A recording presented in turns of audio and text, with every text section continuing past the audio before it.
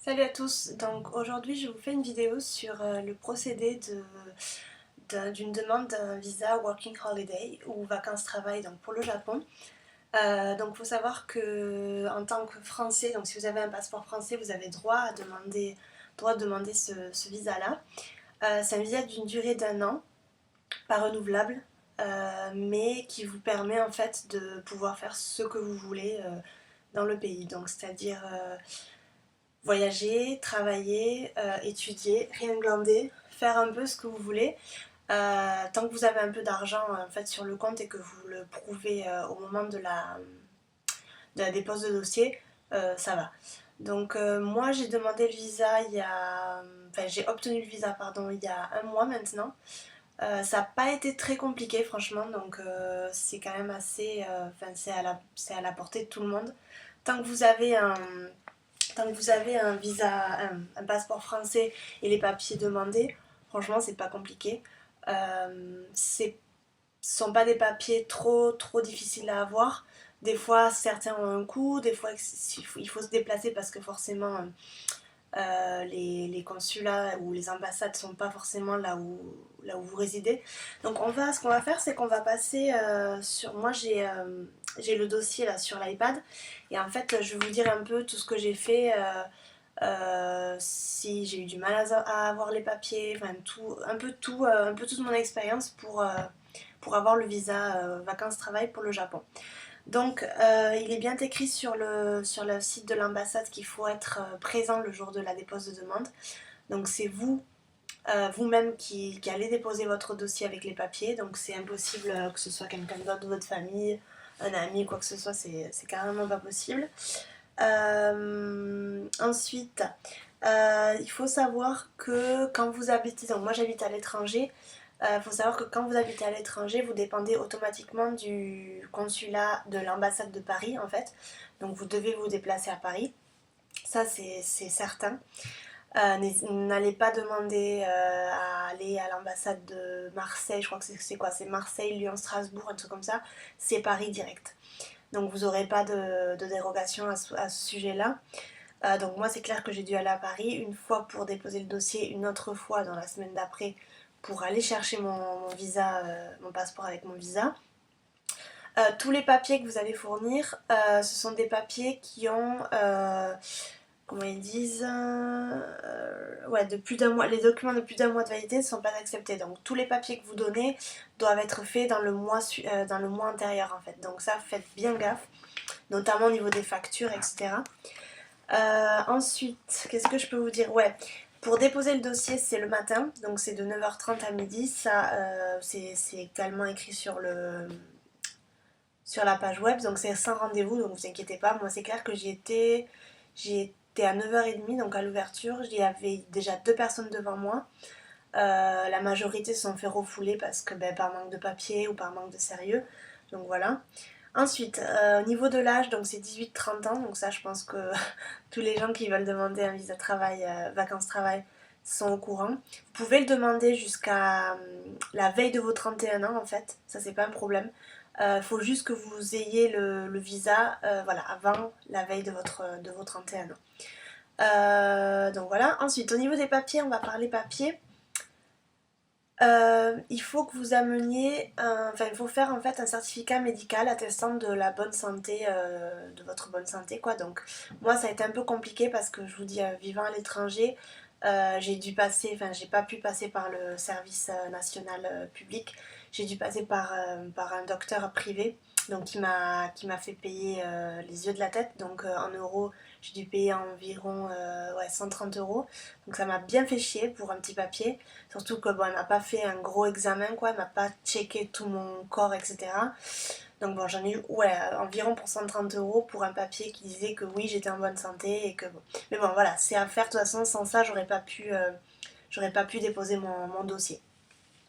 Ensuite, donc il vous faut donc le passeport. Je crois qu'il faut un passeport, les nouveaux là, les biométriques, il me semble. Ensuite, ben, il faut le formulaire de demande de visa que vous pouvez télécharger sur la web de l'ambassade. Le modèle explicatif vous explique un peu comment remplir le formulaire de demande parce qu'en fait c'est en anglais, donc les gens qui parlent pas trop bien anglais peuvent regarder le modèle explicatif et pas trop galérer quoi. Cependant, alors un petit conseil, dans la demande de visa, il y a un moment où ils disent si vous connaissez quelqu'un au Japon. Moi je connais des gens mais j'ai rien mis parce que je voulais pas trop de questions en fait, ou je voulais pas qu'ils pensent que j'allais au Japon pour rejoindre quelqu'un, etc. Donc ça, moi je pense que vous devriez ne rien mettre, mais bon après c'est vous qui décidez. Hein. Euh, Ensuite, une photographie d'identité de bonne qualité datant de moins de 6 mois. Ça, c'est pas compliqué non plus. Le problème, c'est que moi, en fait, je me suis un peu confondue, mais dans la demande de visa, il y a écrit que la photo doit être de 4 cm sur 4 cm, un truc comme ça. Et en fait, sur la web, ils disent que le modèle français est accepté. Donc ce sont deux modèles différents. Donc moi j'ai fait le modèle japonais. Donc je suis allée dans une boutique et j'ai demandé une photo sur le modèle japonais pour un visa. J'ai payé ça les yeux de la tête aussi. En euros, l'équivalent serait d'environ 15 à 17 euros quoi. Enfin, pour deux photos. Franchement, ça m'a bien fait chier. Surtout que, ouais, sur le truc, ils disent que le modèle français est accepté. Bon, moi, vu que je suis une grosse angoissée, j'ai voulu mettre le modèle japonais. Donc, c'est à coller sur la demande de visa. Ensuite, il vous faut un justificatif financier qui atteste que vous avez 4 500 € minimum sur votre compte. Ou je crois que c'est 3 100 si vous avez déjà acheté le billet. Voilà. Donc moi pareil, ma banque elle n'est pas en France, donc je suis allée à ma banque ici, j'ai demandé un papier. Vu que c'est en anglais, ça n'a pas été un gros souci. J'avais appelé au préalable l'ambassade pour pour leur faire part en fait de ma situation. Je leur ai dit, est-ce qu'il y a un problème si l'attestation médicale est en anglais, si l'attestation financière est en anglais, tous ces trucs-là qui sont pas forcément... Enfin, j'avais peur que le dossier soit refusé à cause de ça. De plus, mon compte en banque, il n'est pas en euros, donc c'est aussi notre monnaie. Donc c'est pour ça que j'avais téléphoné avant pour leur demander ça. Elle m'avait dit, la femme, qu'il n'y avait pas de souci, que de toute façon, ils parlaient anglais et que voilà quoi, enfin, que c'était pas un problème. Donc le justificatif financier, dites bien à votre banquier que vous habitiez en France ou pas, hein, qu'il faut bien en fait qu'il mentionne que votre compte n'est pas bloqué, donc que vous pouvez y accéder en fait quand vous voulez. Donc ça a été quelque chose d'assez important. Moi quand je suis arrivée à l'ambassade, elle m'a demandé de marquer l'équivalent en euros, donc j'ai regardé vite fait le cours de l'euro du jour et j'ai marqué en euros combien ça faisait, donc il n'y a pas de souci. Ensuite il vous faut le programme de séjour, donc ça on va en reparler juste après. Et comment on dit, un CV, un curriculum vitae. Donc là pareil, c'est quelque chose que vous devez télécharger de la page web de l'ambassade et que vous devez écrire à la main ou par Word, ce que vous voulez. Hein. C'est pas trop compliqué, il faut juste que vous mettiez ce que vous avez fait avant, niveau études et niveau professionnel. Si vous partez et que vous voulez faire prof de français au Japon, si vous avez déjà de l'expérience dans l'enseignement, c'est toujours un plus. Donc ça c'est clair qu'il faut le mettre. Ça c'est pas mal. Ensuite je crois qu'ils vous demandent aussi vos intérêts. Donc là pareil, si vous aimez le ciné, vous marquez ciné. Si vous aimez la lecture, la randonnée, je sais pas moi, enfin des trucs comme ça. Voilà donc. Et ensuite la dernière chose à parler aussi, à détailler avec vous, c'est une lettre en fait où vous allez exposer vos intérêts pour le Japon. Donc pourquoi vous voulez être candidat à ce visa-là.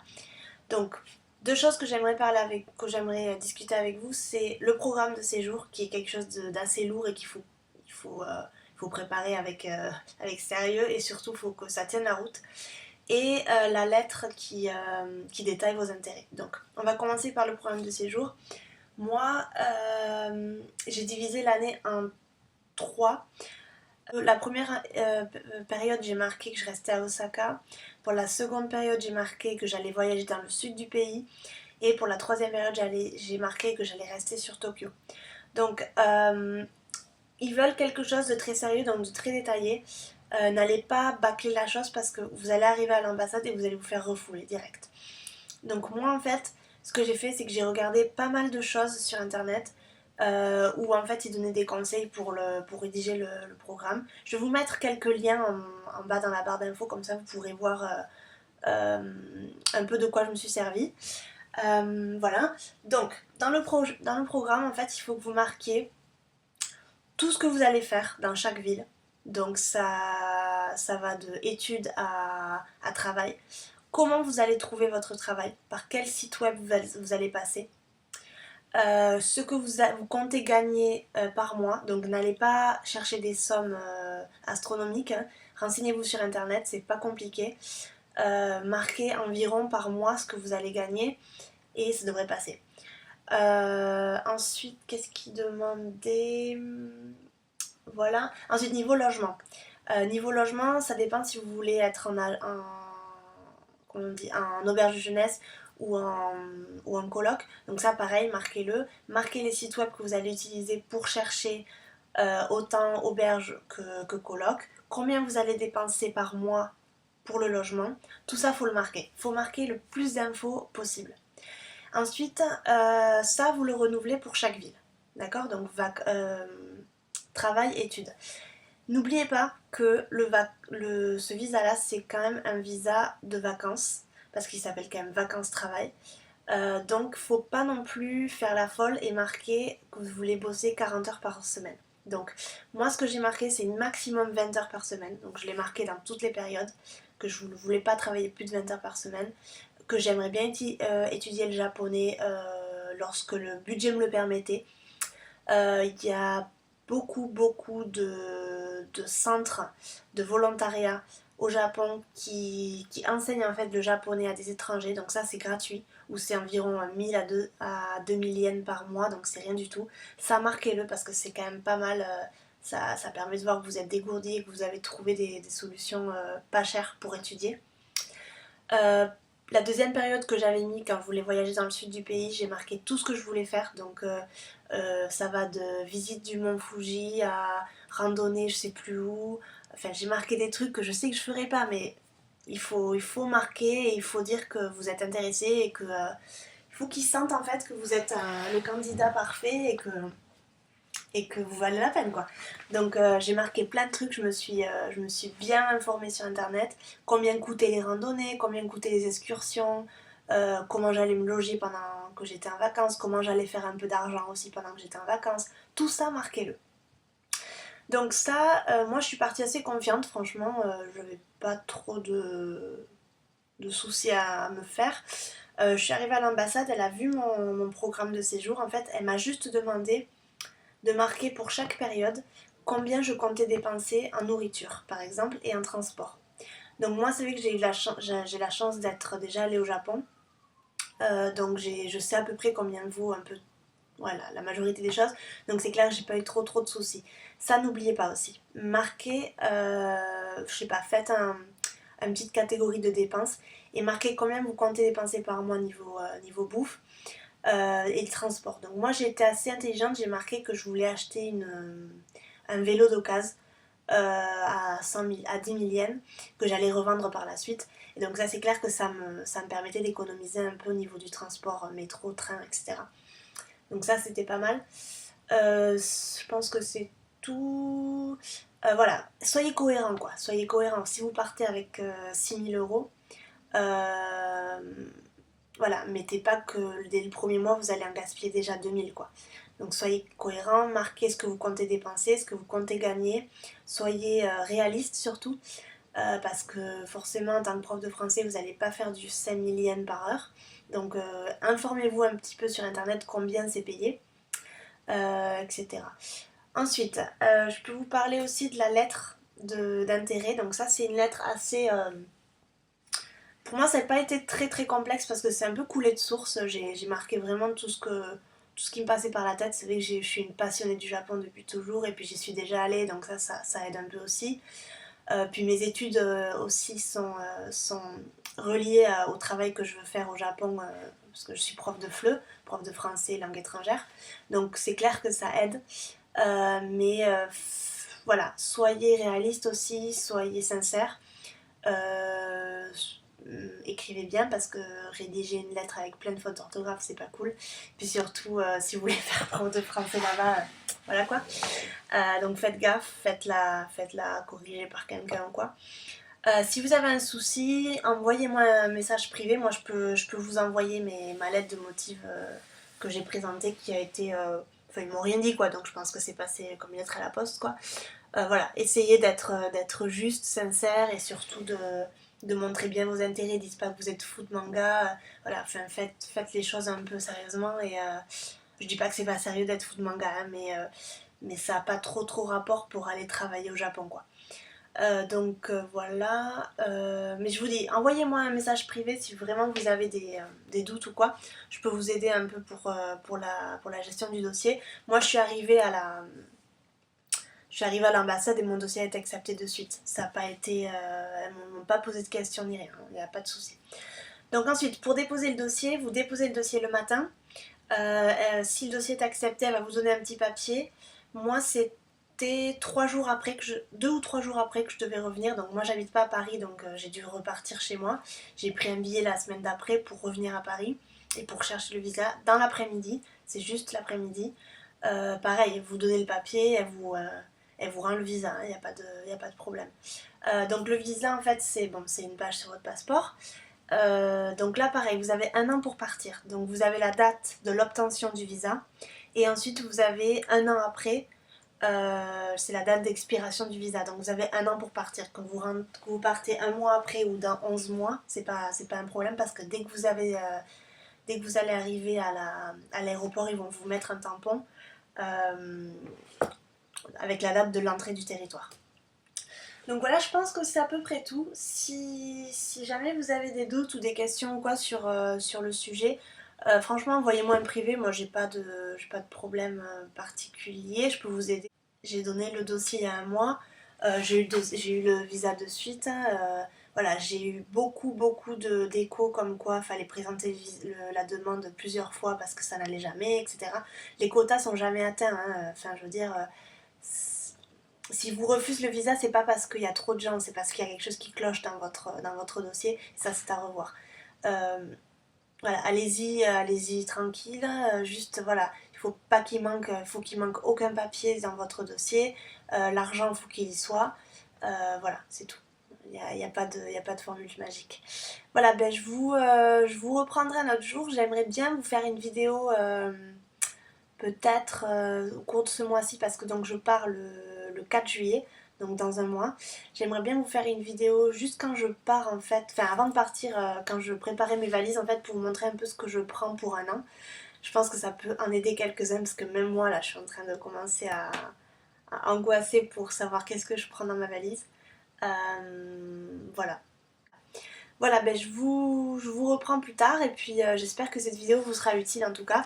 Je vous dis, n'hésitez pas à m'envoyer des messages privés, moi je vous aiderai avec plaisir et voilà. A plus et bonne chance pour votre visa. Bye bye.